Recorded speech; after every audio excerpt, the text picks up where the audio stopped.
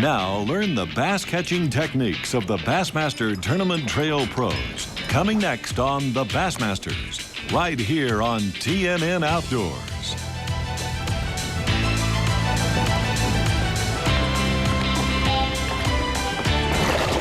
There we go. That's the one I've been looking for. That's the one I've been looking for. Will it help me looking? That's a good fish. That's a good fish. That's a good fish. He ain't gonna hurry in none. He ain't gonna hurry in none. Oh boy. Good fish. Coming at you, son. All right. All right.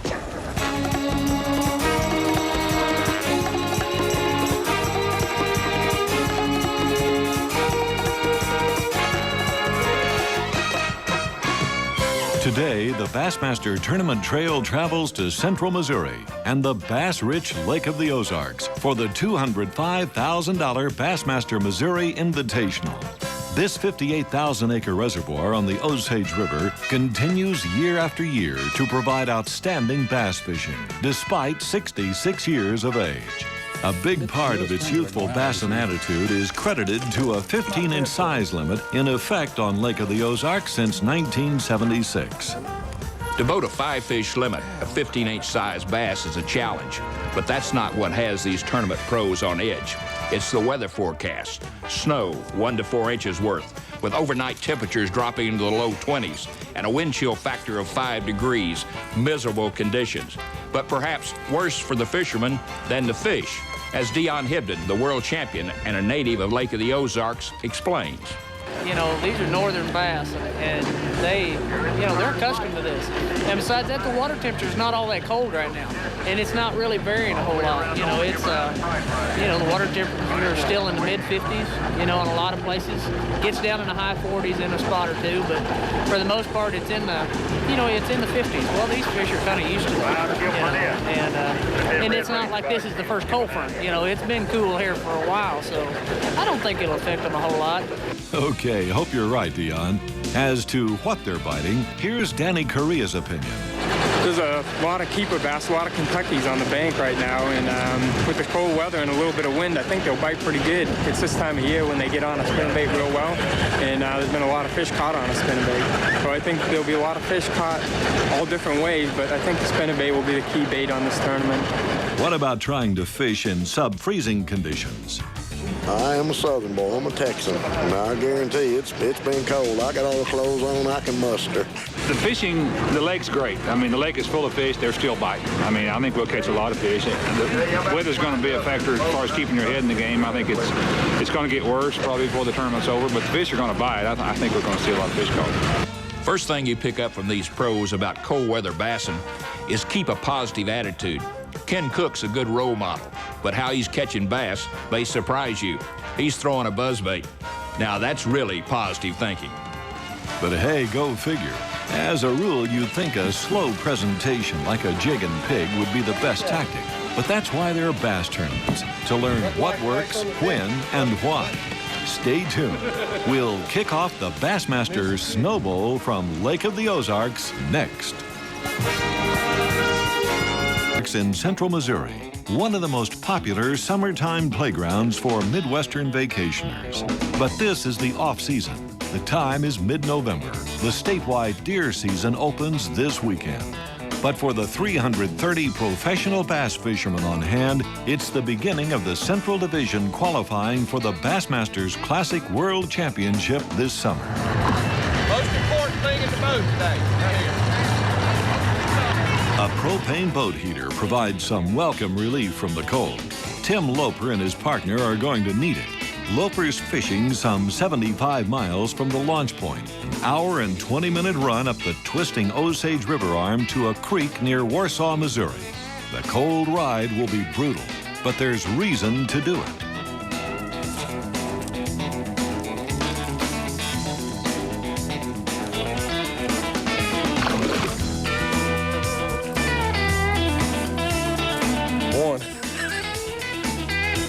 I think he may not even geek. It just feels good to get a bite.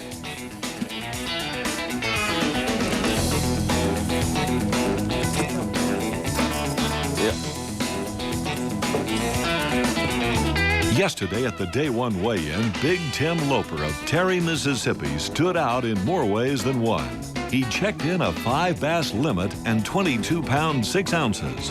Impressive? In cold front conditions, you bet.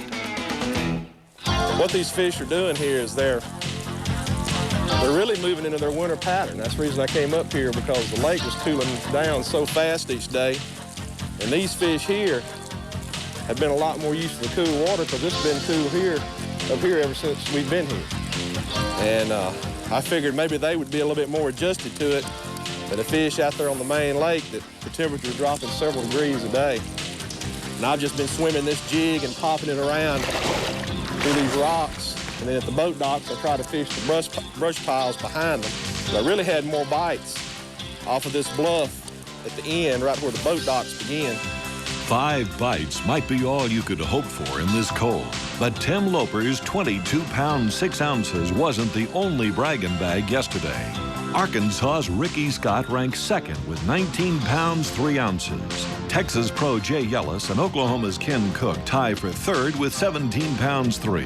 And ageless veteran Basil Bacon of Missouri holds down 5th place with 15 pounds 5 ounces. Former Megabucks winner Tommy Biffle is 6th with 15.1, followed by Texan David Wharton, also with 5 bass and 14.9. Out of 330 anglers, only 12 limits for round 1. The floating boat docks are one key to fishing Lake of the Ozarks, and there's plenty of them to go around. But the success secret is to pinpoint the cover and brush piles planted by crappie fishermen under and around the docks, the piers, and the private boat ramps. But with the bite slow, this is a game of determination. As Denny Barnes of Webb City, Missouri demonstrates, slow the retrieve to a standstill. Work the lure in short hops. Let it sit. And just maybe, a bass will take it.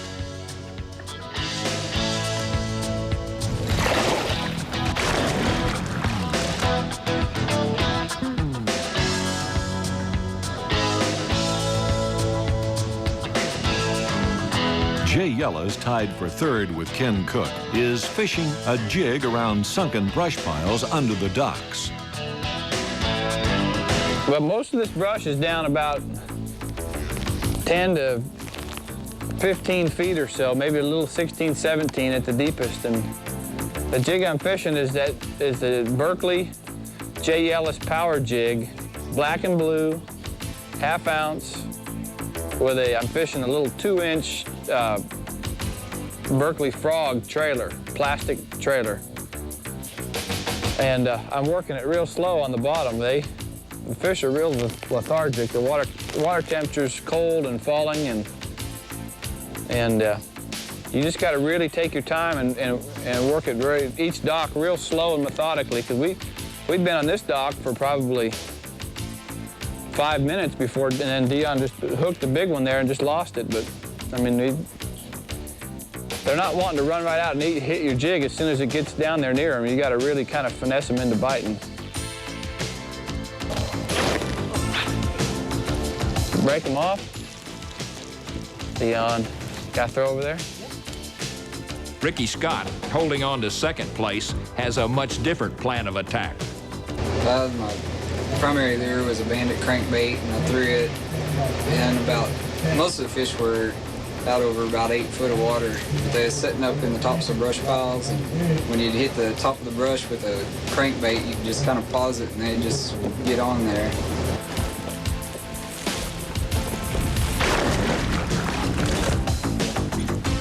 We'll have more tips and tactics for deep freeze bassin' coming up. But right now, it's time for Bass Mail, where you Bassmasters viewers ask the pros for how-to answers. Matt Condon of Redding, California writes, "Okay, I'm dragging a Carolina rig over the bottom. How do you detect a strike without mistaking it for bottom structure or weeds?" Here's 5-time BASS winner Shaw Grigsby Jr. with the answer. Matt, one of the best things you can do to be able to distinguish a strike when you're Carolina rig fishing is loosen your grip on the rod. A lot of people hold it tight or hold it real tight, and you don't feel much. When the tighter you hold it, the less you feel. So if you loosen your grip, hold it real gentle like a little light bird or live bird in your hand, you'll do better. Another thing is change your grip to where your finger actually touches your line. That gives you direct line contact to the fish, and that'll really increase your sensitivity. A couple of just mechanical things you could do. You could try sensor line. That gives you a lot more sensitivity. A big rod. I use a 7.5-foot flipping stick. That gives me a lot of pickup line to set the hook. Another thing, high-speed reel. Always helps with Carolina rigging. So all those little details will help you, along with a little high-performance hook that always catches them out there on those humps. Anyway, those things will help. But remember, when you get that bite, you don't necessarily have to sit there and go, well, is it or isn't it? Just hold steady on the rod, let it sit there a second, just steadily increase the tension, and you'll feel something alive. If you do, set the hook. Good luck, Matt. If you have a question for the Bassmasters pros, write Bass Mail, 8600 Coppertown Lane, Box 404, Dallas, Texas, 75243. We may select your question to answer on the air. There it is. I need help. Are you there?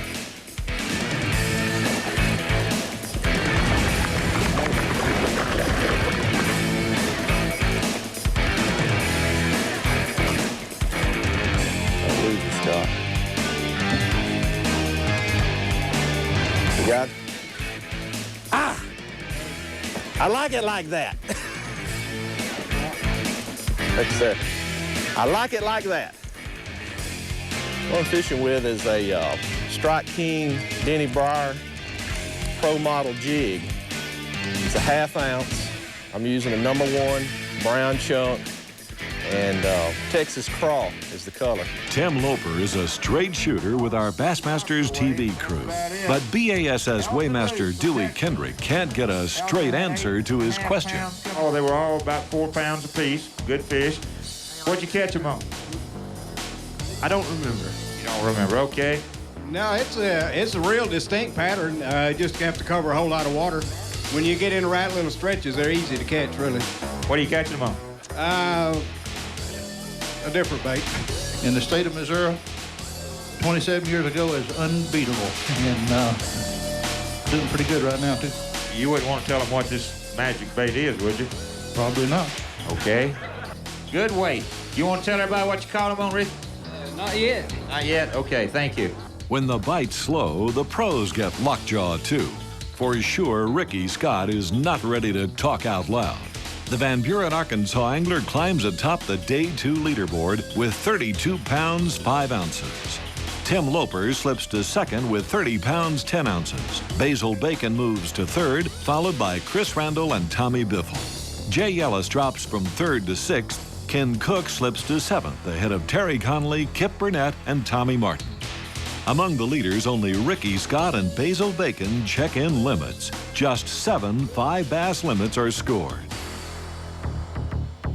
Day 3. Finally, the final round of the Bassmaster Missouri Invitational. The weather has not changed. It's still cold and miserable. Tournament leader Ricky Scott is hopeful his crankbait, worked over sunken brush, will yield 5 more bites. Another limit today would surely cap his first BASS victory.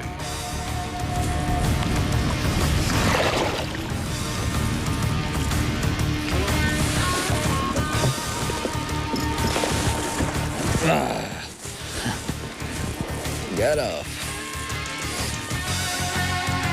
Tough break for Ricky Scott, but he's new to the game. He'll get other chances. However, you can't help but pull for Basil Bacon. He's been out here on the tournament trail for 27 years, and his opportunities may be numbered. But despite the cold conditions, you can't count him out.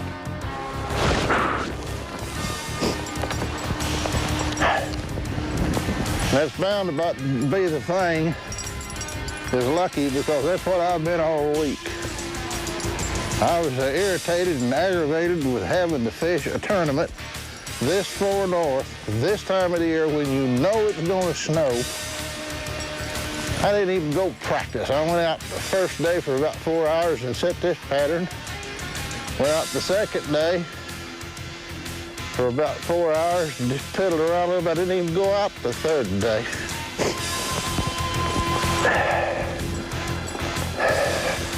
I think I might try that again someday. Sure, Basil. But folks, this old dog can still hunt. He knows all the slick tricks. Well, what I'm doing with this bait, primarily, it's 3/8-inch spinnerbait with a real long arm on it. And got two great big copper blades, like a buddy of mine once said. It looked like the lids off two surf cans or something like that. They got a number 5 and a number 7 on there. It's the ones I like to use. And throw them out and just send it, hits the water just like a buzz bait. You have it coming at you and it makes a great big ripple. And you just make that wake all the way back to the boat. What that's doing, I believe, is simulating, especially this time of the year, these big shad. We have so many of them in these lakes in Missouri. They skid out across the top of the water and make that wake, and that's what the bass go after. And I think that's why it works so good. Sounds good anyhow.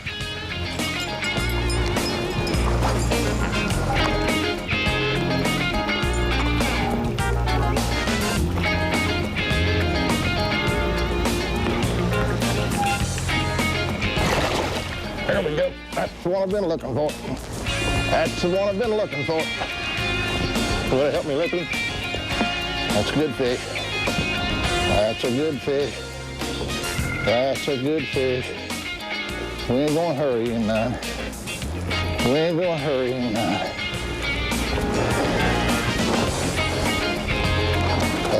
Oh boy. Good fish. Coming at you, son. All right. All right. You're a good man. You're a handy dude to have around the boat. You know that? Full time, we're getting close to coffee time.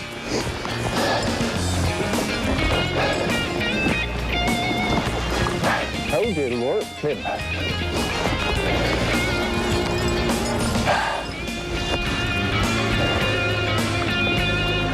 Another hour or two, I'll quit shaking and get back to fishing.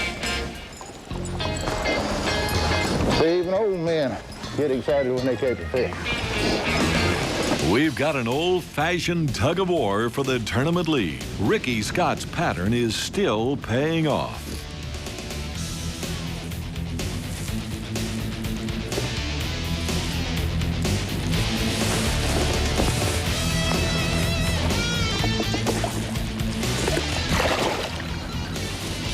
I can't get up. Maybe, baby, maybe. Ah, number 5. Coffee time. Basil Bacon's won twice on the Bassmaster Tournament Trail.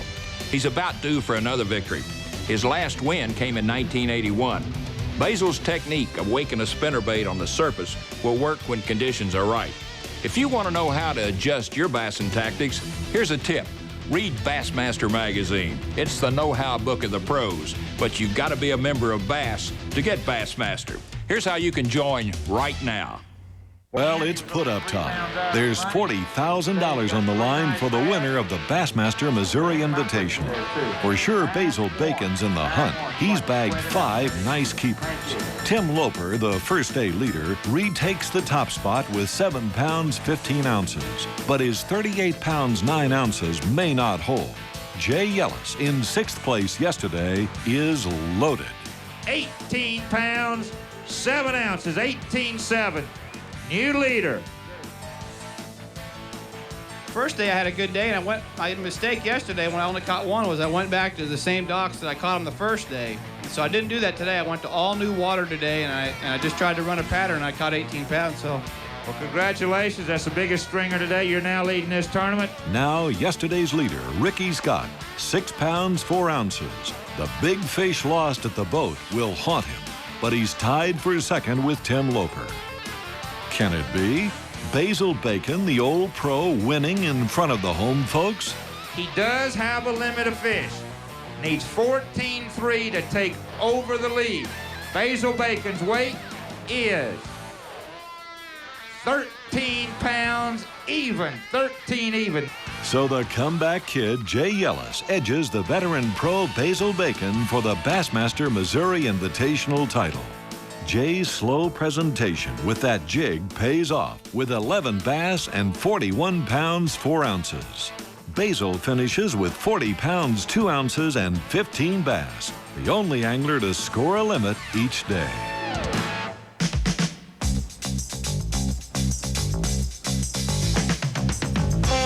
Right now, it's time for the Pros Pointer, the tournament champion's winning tip.